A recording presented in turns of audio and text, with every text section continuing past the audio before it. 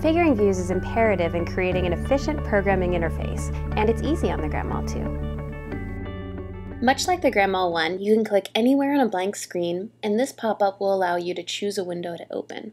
There are 5 tabs to choose from: Sheets for fixture sheets, channel sheets, and other lists of information; Pools for the windows of objects that can be selected, like groups; Presets like dimmer, color, gobo, etc. Playback options, which is new, and these are the views of what's currently programmed on your executor playback; and the Other tab, which contains everything else.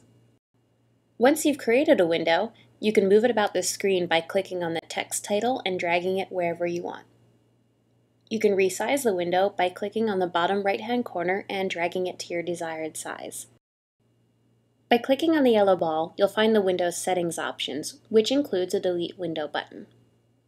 This will allow you to create the windows to suit any need that you might have.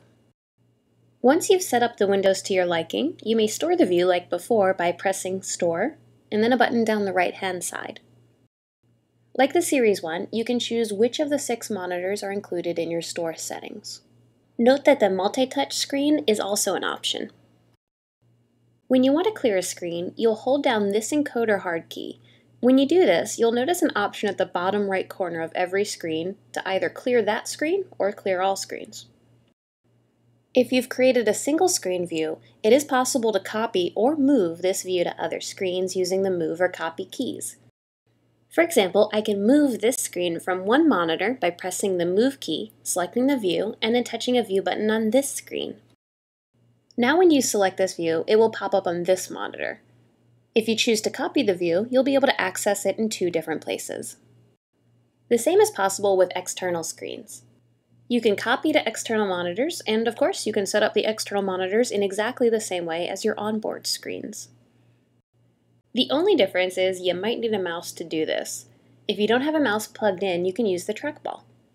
When in mouse mode, the buttons above your trackball work as your left, middle, and right clicks. Remember that to use the trackball as a mouse, press the mouse button until it is lit up with a solid LED. If the button is off, the trackball has no functionality. If it's flashing, then it's serving as a pan and tilt positioner for your movers. On the grandMA2 Ultralight, if the middle mouse button is lit, your trackball is working as a level wheel.